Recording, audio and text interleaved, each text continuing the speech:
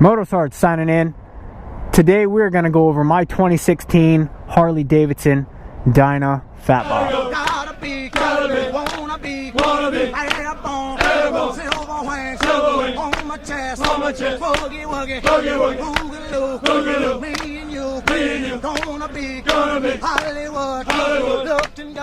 I'm excited to be back, guys. It's been about 2 to 3 weeks since I've uploaded my last video due to work, and then also the family and I are getting ready to move. We've been trying to get the house all situated in order to sell, so it's been a rough couple weeks, but I've been wanting to make this video because I get a lot of questions about the upgrades I've done to my bike, and I really just wanted to share that with you. I felt like I wanted to come back to where it all started. So I'm just outside of Hardin-Dixie Harley Davidson here in Pelham, Alabama, where I purchased this motorcycle brand new. It had 13 miles on it from them back in September of 2016. When I originally came into the dealership, this was not the bike that I really had in mind.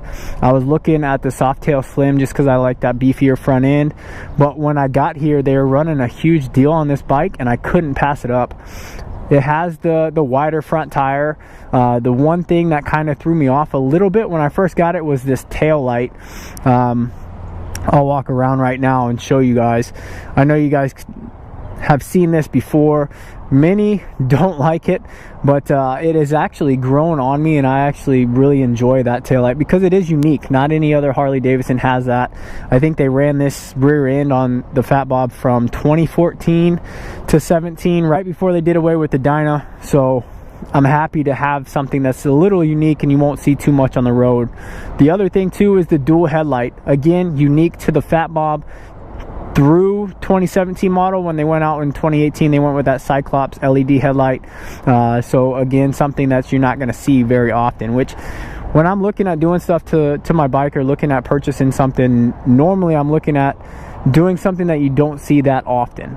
So this is why this motorcycle has, you know, kind of spoke to me over the last few years, and it has developed into what you see today. So I'll start with the modifications I've done to this motorcycle since day one. I'll try to do it in chronological order. All right. First and foremost, as soon as I got the motorcycle, what is not seen here, but you could see the brackets on this, is the quick detach sissy bar. Okay, one thing that I do quite often, or try to do, is take my oldest two out on rides. We do a lot of charity rides or benefit rides here in the area, so that was one of the first things that I wanted to purchase. Not really a modification that, you know, you throw up there and say, oh yes, that looks awesome, but I went with the tall one with the vision that I had in mind. So for safety, that was the first modification I did. Unfortunately, when I ride around just myself, I don't have that on, so it's not going to be in the video.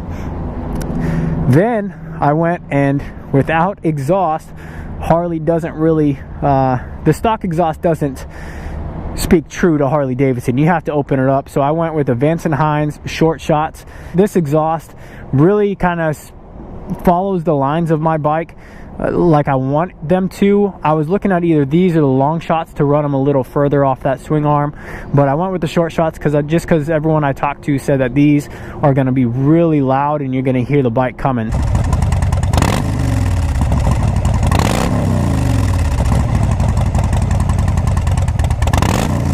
I went with the short shots as well as the FP3 auto tuner, just so I could kind of try to auto tune the bike. And then also what I like about it is it throws treble codes, and I can read those treble codes, so I could avoid coming up to the dealership and having them throw it on their code reader and charge me for, because I have the auto tuner and it's going to tell me what codes the bike is throwing. So after the exhaust, I went and did the rear shocks, just because I didn't like the shocks that were on the bike, the stock ones, and I wanted to slam the rear end about 2 inches. So I went with the Burley slammer shocks, and they were only a couple $100. They dropped the rear end about 2 inches, which is what I wanted to kind of tuck that gap between the rear fender and the rear tire.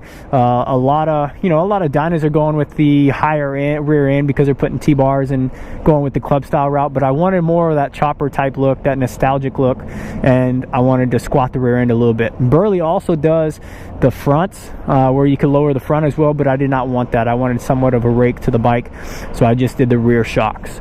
Then after the shocks, I was kind of stuck for a while just because I invested quite a bit in the motorcycle exhaust and the shocks. I was doing small things here and there. I replaced the horn cover with the black horn cover. It had chrome because I want to start to try to do it with all the chrome. And then also went with the Willie G Skull Derby cover, as you can see here. Hopefully the camera's picking it up. And this is going to lead me to what I get most of the questions on are my bars. The stock handlebars for the Dyna, again, remember it was the 4-inch risers with drag bars. It's hard to find stuff done to a Fatbob, especially these years, like from 14 to 17, just because it wasn't, or it isn't that popular of a motorcycle.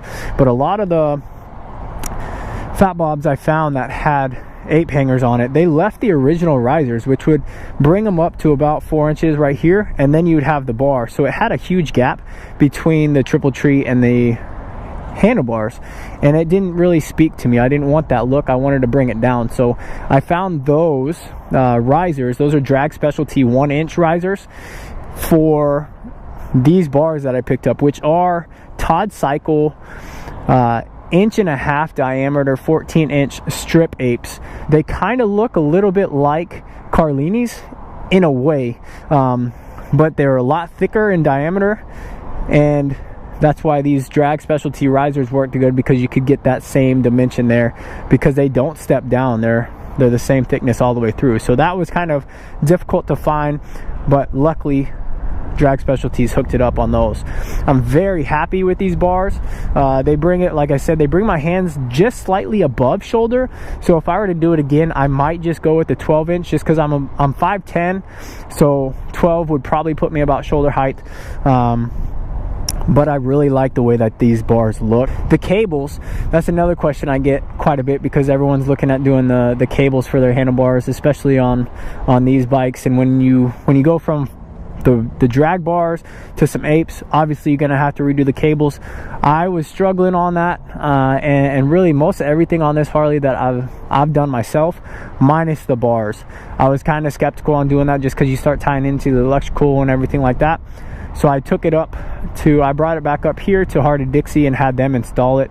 And I went with these black steel braided lines, as you could see here, which I just bought from the dealership. So if you guys are looking at cables, you might want to swing by your Harley Davidson dealer and see what they got, because the price point on them was pretty comparable to what I could find in some online stores. So this is my 2016 Harley Davidson Dyna Fatbob in a nutshell. Just wanted to do a quick video for you guys, really doing a walk around here and discuss the modifications. If you guys like this video, please click that subscribe button, hit that like icon, and ring that bell notification while you're at it to receive updates when I upload new videos. I appreciate you guys' support so far. This is video number 4 of the channel, and I really hope to start bringing you guys more content more frequently.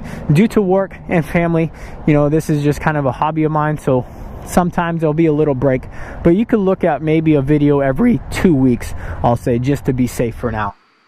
During the recording of this video, I completely forgot to mention the most recent upgrade to this Dyna. Those white walls that you see there, those are the Dunlop American Elite wide white walls. The Fatbob runs in the front a 130/90 B16, and in the rear it's a 180/65 B16. I really like what this upgrade did, and it kind of added more of that nostalgic look that I had in mind, and I couldn't be happier with how these turned out. So if you guys liked this video, go ahead and click that like icon, hit that subscribe button, and while you're at it, don't forget to ring that bell notification to get updates when I upload new content. I appreciate you guys' support. Thanks for tuning in again, and I will catch you guys on the next one.